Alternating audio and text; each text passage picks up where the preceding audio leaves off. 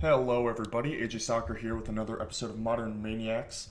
The Eldrazi are on the loose, really dominating the format. It's basically all Eldrazi and Affinity, and then a couple of anti-Eldrazi and Affinity decks, some Court of Calling strategies, and a surprising amount of Scapeshift actually ends up being pretty good against both of those decks. So, there's a couple ways to attack that concentrated metagame. A lot of it is just going over the top. Scapeshift is a really good example of exactly that. And then there's dedicated hate, which a lot of these Court of Calling strategies are employing. And then there's just play out a slugfest, which I guess Affinity, other Eldrazi decks, and some like maybe Death Shadow Zoo are trying to go toe to toe for explosiveness and speed with the Eldrazi Menace. And one strategy that is not being explored quite as much is going over the top in a control capacity, which I think is completely viable because really Eldrazi, for all its scary explosiveness, it is just a creature deck, and creature decks do have an Achilles heel of being able to be sort of slowed down, wrathed, and then outcarded. That is, since the beginning of Magic, that has been true, and it holds true today, even though back then it was 2 mana, 2/1s with drawbacks, and now it's 2 mana, 4/4s with abilities. So this is a list I got from a Magic Online user, OSMANOZGUNEY. Not sure if that's how it's pronounced, but if you play a lot of Magic Online, you're familiar with the screen name, I'm sure. And yeah, it was a 5-0 of a league, and it is really traditional blue-black control. I mean, compulsive research. You don't really see a pure card advantage, card economy card like this being played in Modern anymore. So that is pretty dang cool and just my style. So I'm hoping that this will maybe provide some insight as to different ways that you can approach the metagame as it stands, because there are lots of complaints about it being sort of stagnant, but I think that that's just because it's new and people aren't innovating as much. I mean, all the Bring to Light Scapeshift decks that are cropping up are really, really cool, and I've seen some like Glittering Wish, Court of Calling decks that have had some success, and then decks like this that you would never expect to even be viable in Modern end up having pretty good matchups against Eldrazi. So, let's go through the card choices. The mana is really, really a thing of beauty, just 4s and 4s and 4s. 4 Creeping Tar Pit. This is, when you're playing 4 of this, you know it is like, this is your win condition, basically. This is a real control deck if you're killing with Creeping Tar Pits, which we are. Dark Slick Shores, of course, just these fast lands are really, really powerful. 3 islands, 3 swamps with just the 4 deltas for fetches. No fanciness, don't want to pay too much life. You want to enable all of these other lands. So just the deltas with 2 watery graves. And then 4 Tectonic Edge, which is another sort of conceit to all of these super powerful lands. Even though you can't really stop like an Eldrazi Temple or an Eye of Ugin from accelerating, but you can stop Eye of Ugin trains continuing or other colorless utility lands doing stuff. You can sometimes cut them off of a colored source, like kill a Shivan Reef from the blue-red version, something like that. And then it also has applications against Gavany Townships and Tron and Scapeshift lands. Tectonic Edge just super, super good right now, and with this really clean mana base, you have room for all 4. And since you are a control deck, you'd much rather have the more expensive, more narrow, kill a thing at parity than the Ghost Quarter option, because you're not trying to kill the thing quickly, you're just trying to stop them from extracting too much value out of it while maintaining the upper hand. So those are the 24 lands, which a 24 land count is also really nice because missing land drops is one of the easiest ways to succumb to Affinity or Eldrazi. You just miss your third land drop and it doesn't matter what else you do, or even if you make your next 2 land drops, like you're so far behind it, you're just going to lose. So being able to play 24 lands without really risk of flood, because you have stuff to do with your mana, which we'll get to, is a big boon, in my opinion. 6 discard spells. The split is a little weird. 3 Inquisition and 3 Thoughtseize. The 4th of both in the board, which we will get to as well. I hate Inquisition in Modern. It is one of the things that I have sort of rallied against since the advent of the format. I mean, it just doesn't get everything. But I'm gonna play the list as it was played, as it 5-0'd. So we'll see if that matters. But especially if like Inquisition as Thoughtseize 5 and 6, sure. But before you're capped on Thoughtseizes, Inquisition is just like Cryptic Command. Splinter Twin isn't the thing anymore, but for a long time that was the thing. Scapeshift / Bring to Light. Things like Kikijiki or Restoration Angel. And now we have to worry about Thought-Knot Seers and Reality Smashers. And there's just so many key cards. Karn, for example. So many key cards in Modern that Inquisition does not get.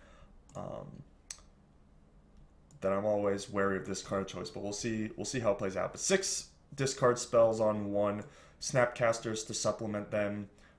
And just be additional card advantage and good sort of economy to, like, velocity, I guess is the word, where you can just keep using all of your cards and all of your mana, especially in the early turns, which is really key. And then 4 mana leak, 0 remand. True control deck. Not trying to buy time or get deeper into your deck, just trying to 1-for-1 you because I'm going to bury you with card advantage later. This is another signifier. If the 4 Creeping Tar Pit didn't tip you off, if the Compulsive Researches didn't tip you off, 4 mana leak, no remand would definitely give away the roll. And then the removal starts with 2 Victim of Night, just super efficient. The only reason this doesn't see more play is because double black is a bit odd. You give up very little to play something like Doomblade, and it's a lot easier on your mana. But with such a clean mana base, so many lands, not a lot of color requirements, you can get away with playing Victim of Night, which is really versatile and cheap and good. Speaking of cheap, 0 mana, but then 3 for Slaughter Pact, also very key, quite important to not take hits from Reality Smasher, for example, and be able to break up Court of Calling combos and the like, stop a Cranial Plating from hitting you, and you're going to be tapping out a lot on 3 and 4, so being able to tap out and then still have a removal spell is more important here than it would be otherwise. Dismember kind of plays the same role. Instead of paying 3 mana later, you pay 1 mana on 4 life now, but super cheap. The cheaper removal spells also work better with Snapcaster Mage for reasons that should be obvious. So yeah, 2 Victim, 2 Slaughter Pact, 2 Dismember, pretty cool little split of spot removal there. There's also 1 Murderous Cut, which is sort of the de facto spot removal spell nowadays. You don't have to play Go for the Throat or Doomblade or anything, and like I said, Victim is a little tight on the mana, but Delve is not necessarily free, so you can't just play all Murderous Cuts, so this 2-2-2-1 split is pretty interesting. And then 2 compulsive research. Like I said, 24 lands is a lot, and being able to churn through your deck and turn lands into spells. Um, Churning through your deck is really valuable with things like Snapcaster Mage when you need the right split of counters and card advantage and threats and discard and all that. The big surge of card selection and card advantage that compulsive research provides is tough to beat. And then Jace Beleren is straight up card advantage. It is a super, super powerful card that just hasn't really had a home. The format's been too fast and too sort of creaturey. It's too on board that, there's a lot of like noble hierarchs and deceiver exarchs and pestermites that could attack it and stuff. But the format's gotten to a point where if you're being attacked, it's probably going to be by like a 4/4, where if they attack your Jace, then you're gaining a significant amount of life and still getting a card, or you get 2 and they get 1, something like that, and saving a significant amount of life. There's not a lot of Curd Apes where they can go like, okay, kill off your Jace and deal you 4, and you just cycled it basically. So Jace actually is, I don't want to say well positioned, but better positioned than it has been for quite a long time. Then we get to the 4s. Cryptic Command as a 3 of, just super powerful, super good in a lot of matchups, such as the combo against the combo decks, and being able to tap and draw into Damnation is really powerful. Damnation is the big draw, or one of the big draws for me to this deck. Eldrazi and Affinity, both fairly light to sort of resilience against Wraths, and it's good against the green decks, and it's good against a lot of the aggro decks. Being able to play a bunch of Wraths main is really, really appealing to me.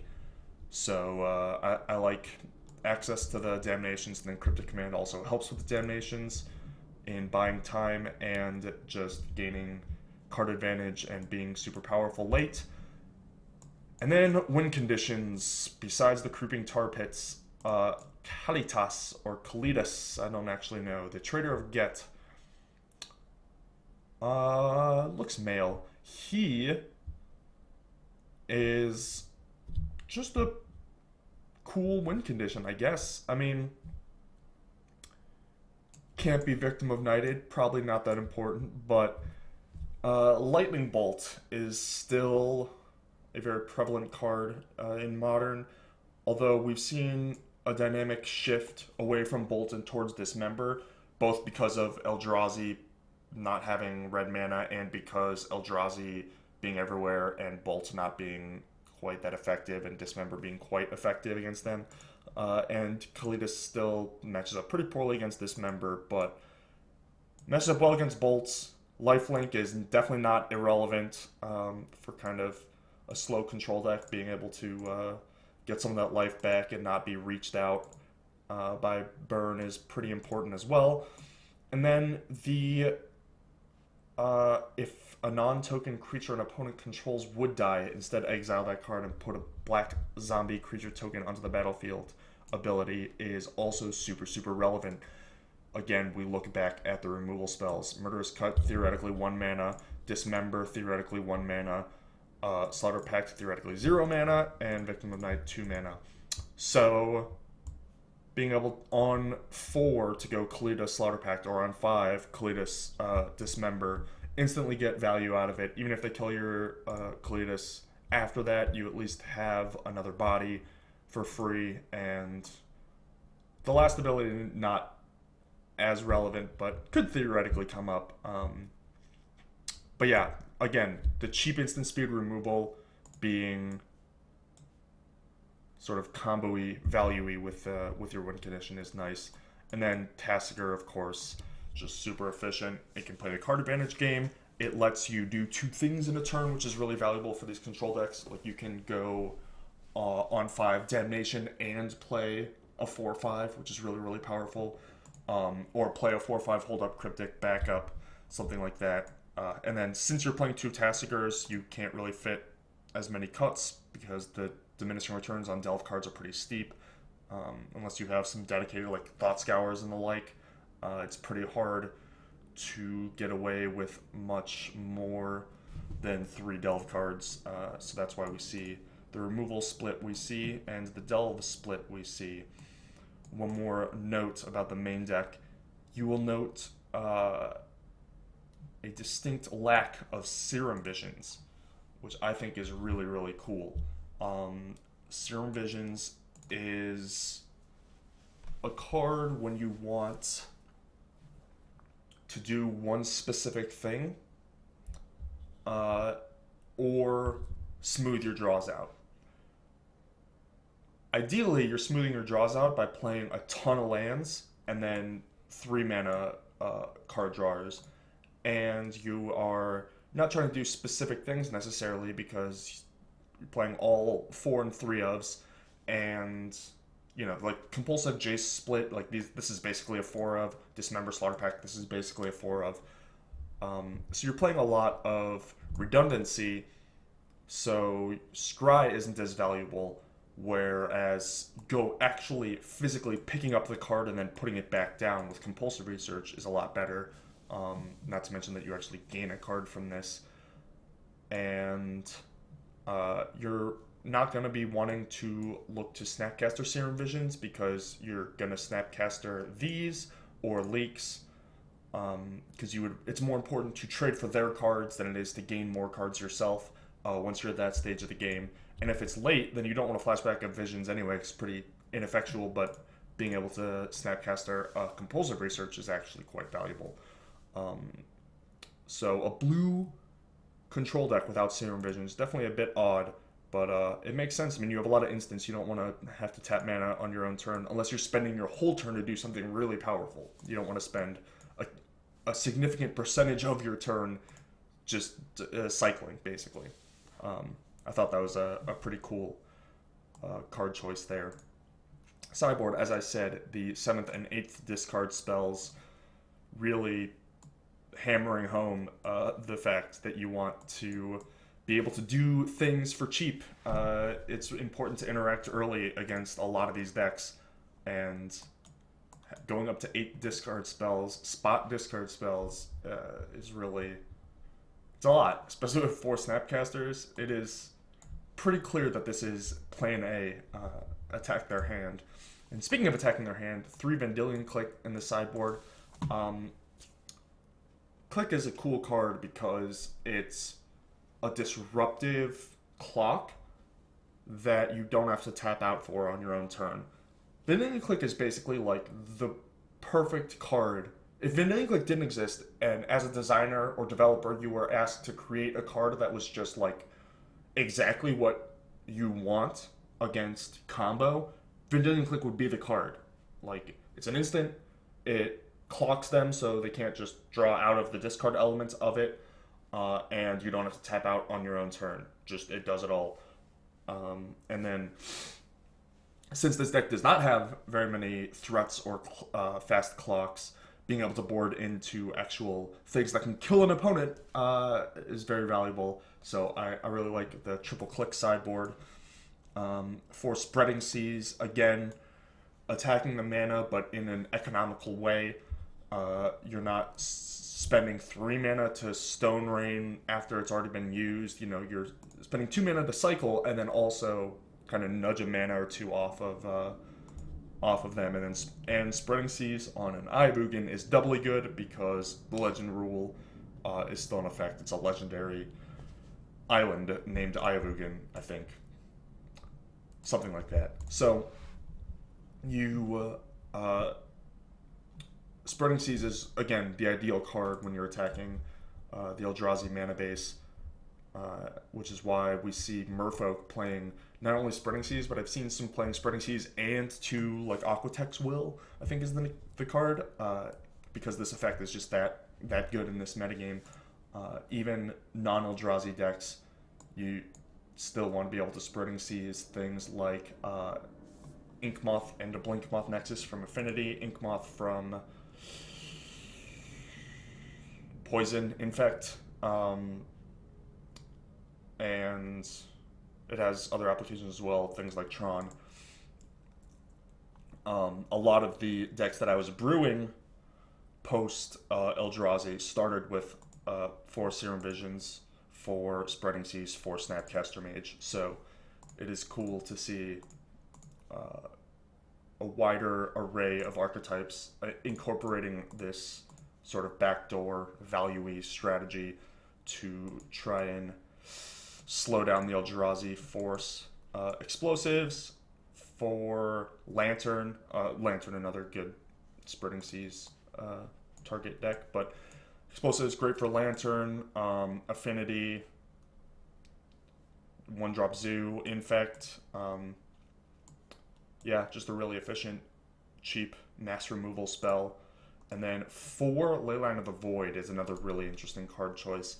We're seeing Living End become more and more prevalent, and a couple other fringy graveyard-based strategies.